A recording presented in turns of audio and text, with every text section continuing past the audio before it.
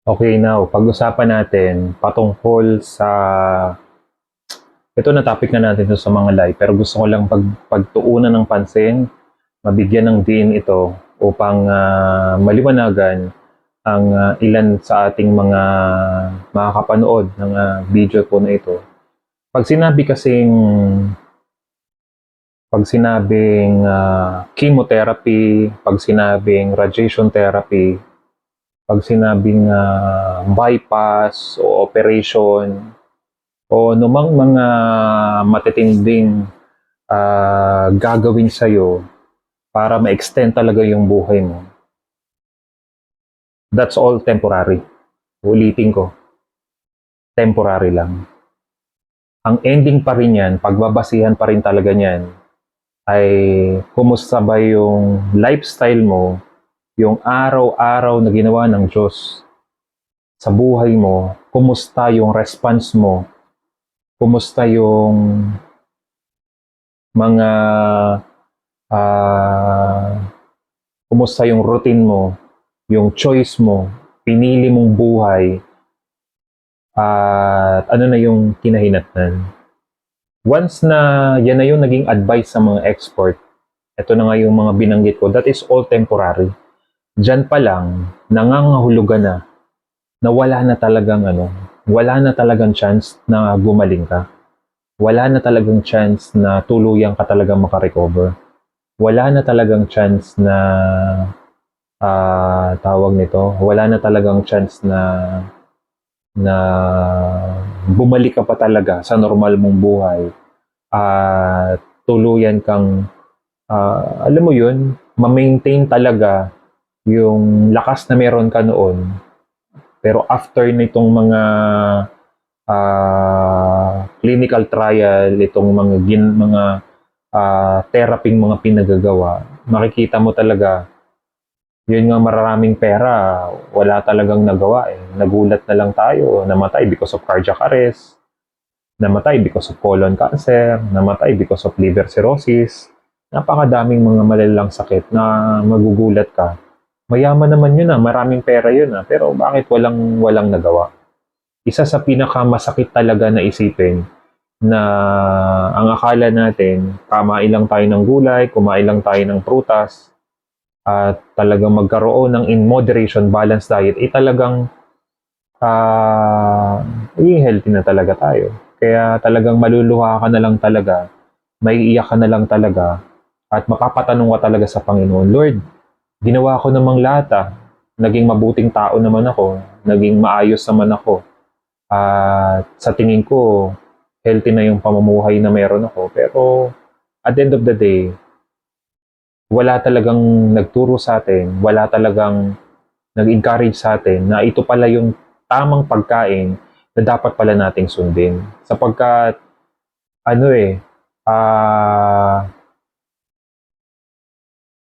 masakit mang isipin, masakit man na sa pandinig natin,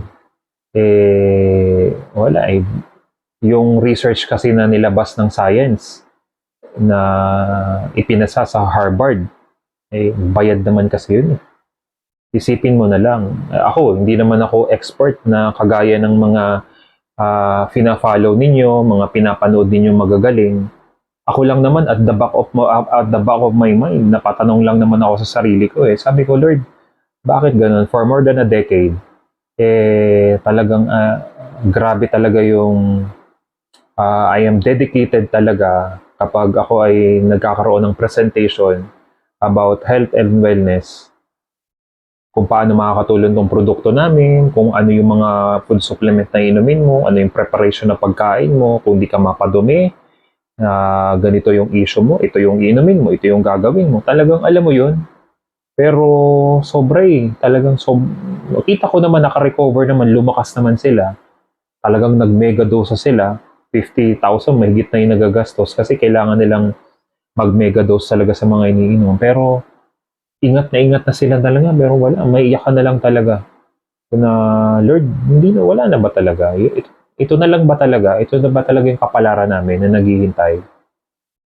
Na kung maka-survive man sa dialysis at humaba ang buhay, at least humaba. Ganun lang na yung naging option natin eh. Matapos ang bypass operation, at least nabuhay pa ng another 3-5 years, di ba? Ang mahalaga na dagtungan pa yung buhay. Pero kapag iba-backtest natin, ano ba yung naging choice ng pagkain mo, tapos yun lang uli yung uulitin mo. Di ba? Doon pa lang, napaka hirap tanggapin na mga nakilala natin na nagpa-bypass na sila after several years, kailangan uli siyang i-bypass kasi bumabara uli, meron na naman uli. Pero sa pangatlo na, hindi na siya. Milyon na kasi talagang gastos. Hindi na biro yung gastos. Kaya naghanap na talaga ng solusyon. Kaya lagi kong sinasabi dun sa mga nag-PPM sa atin, nagjo-join sa community, please thank the Lord, magpasalamat ka talaga sa Panginoon sapagkat naligaw ka sa community at itinuturo natin this way of eating.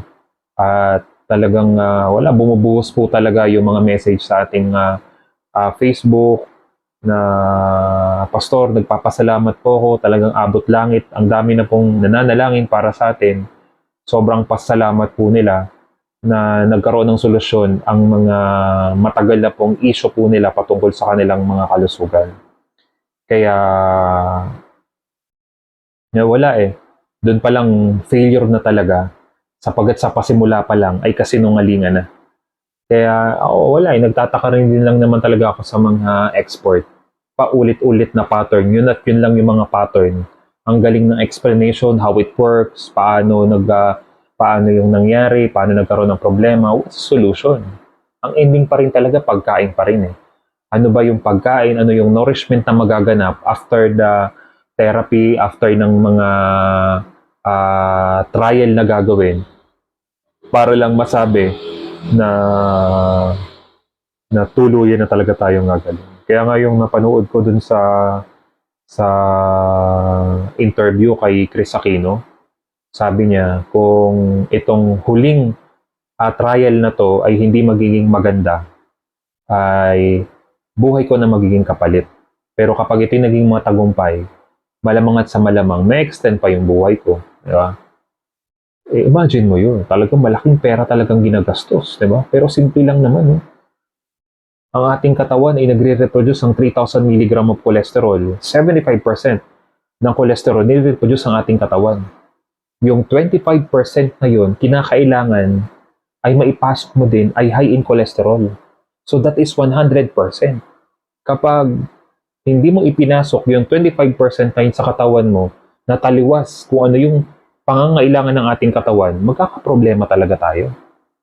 Kaya yung mga natulungan ko na talagang sobrang tindi ng pain, na makakalakad lang sila pag uminom na ng gamot, pang mga ginagamit nilang pain reliever.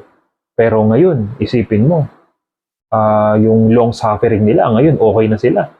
For more than almost 3 decades. Sa akin, in a matter of months lang. 1 month, 2 months, talagang nakita talaga nila yung changes. Yung matinding gout nila, matinding SGPT nila, triglycerides nila, pananakit ng dibdib, likod, bukol, wala eh, talagang hindi ko na talaga maipaliwanag eh. Sobrang nakaka-amaze talaga pong ginagawa ng Panginoon. Kaya ay tinapi ko lang po ito para maintindihan po ninyo na once na nag-undergo ka na ng mga ganitong trial na to, wala na. Dialysis, wala na. Yung pinaka-the best na maintindihan mo, kailangan mong buksan ang iyong kaisipan patungkol talaga sa proper way of eating, and that is meat-based diet. Kung ngayon mo lang ito napanood, I strongly suggest panoorin mo yung mga live videos ko sa aking Facebook page, Life with Christ Without Rice, at mag-join ka sa aking community, Life with Christ Without Rice Ministry. Yan. Everybody's welcome. Kailangan mo lang sagutin yung filter sapagkat I will not accept it kapag hindi ka talaga interesadong matutunan ang meat-based diet. So, napakadali lang po nito. At naniniwala po ako, kung nakaya namin, makakaya mo din ito. Marami po tayong mga kababayan na nandun sa loob. 2,400 pa lang ang member ng ating community. Pero sa nakikita ko talagang we are slowly increasing in number. Pamilya na po mga ini-invite nila para ma-enlighten na this way of eating. Kaya Hindi po aksidente na napanood nyo ito at nakaabot ka dito sa oras na to ay nanonood ka pa rin. Malamang at sa malamang, interesado ka talaga na malaman na ano pa ba yung option, ano pa ba yung dapat gawin. Mostly naman ang pumasok sa community out of curiosity. Tama naman yung sinasabi ni Pastor, tama naman, di ba? Tama naman yung bakit nga ba, hindi naman yun lagi yung kinakain, itlog karne, pero bakit nagkasakit pa din? Iniiwasan mo na nga, bakit nagkasakit pa din? Pero simple lang, sa tulong at biyaya po ng Panginoon, ay sinubukan natin na we do the opposite. Eto na. With backup study ng mga dalubhasang doktor that we are carnivore. Yan. Kaya, nako, maraming salamat po kung umabot ka po sa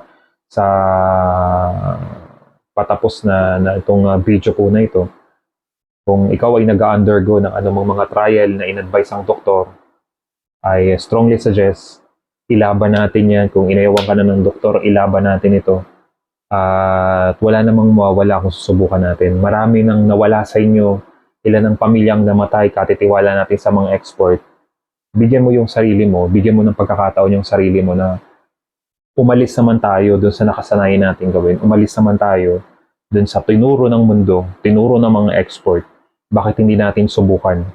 Baka sakaling ito na pala yung matagal na natin pinagdadasal. Baka sakaling ito na pala yung solusyon na matagal na nating inaasam. Kaya, naku, maraming salamat po.